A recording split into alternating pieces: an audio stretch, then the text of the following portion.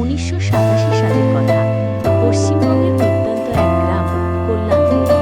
ছোট্ট নিরীহ সেই গ্রামে একটা নামেই কাঁপত সবাই, মায়াবতীর বাড়ি। পুরোপুরি পরিত্যক্ত সেই বিশাল বাড়ি একসময় ছিল খুব জমকালো, কিন্তু এখন সেখানে কেউ পা রাখে না।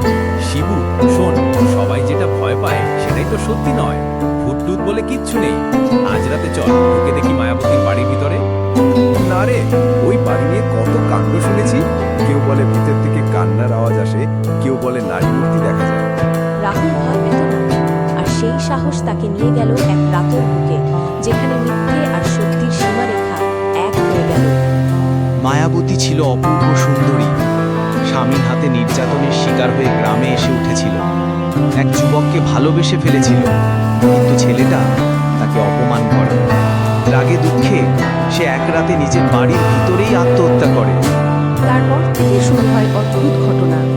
মধ্যরাতে কান্নার শব্দ, আয়নায় ছায়া, খাওয়া থেমে যাওয়া। রাহুল, তুই এসব শুনেও যাচ্ছিস?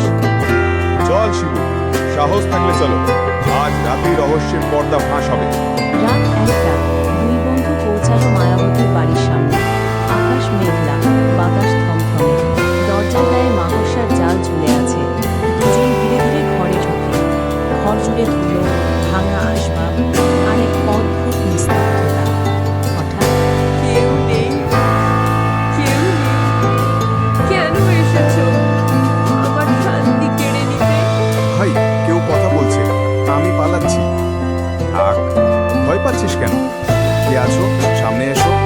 আমি এই বাড়ির মালকিন। তোমরা এসেছো আমার একাকিত্ব ভাঙতে, তোমরা পাবে তার মূল্য।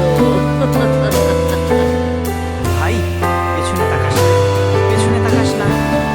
এ তুমি? তুমি কি সত্যি মায়াবতী? আমার প্রেমের অপমান হয়েছে, আমি মরেও মুক্তি পাইনি। তোমাদের কেউ ফিরবে না। এক ঝটকায় দরজা বন্ধ হয়ে যায়, বাতাস ভারী হয়ে আসে, আয়না ফেটে যায় নিজে নিজে। দরজায় ধাক্কা দিয়ে খোলো, খোলো, আমাদের ছেড়ে দাও। আমার শরীর চলছে, আমি যেন পাথর হয়ে যাচ্ছি। তুমি এখন আমার, চিরকালের জন্য আমার।